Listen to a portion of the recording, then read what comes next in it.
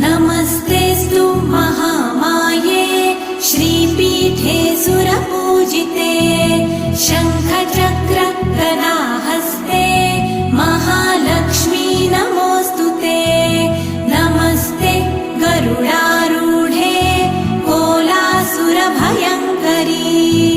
सर्वपाप हरे देवी महालक्ष्मी नमोऽस्तुते।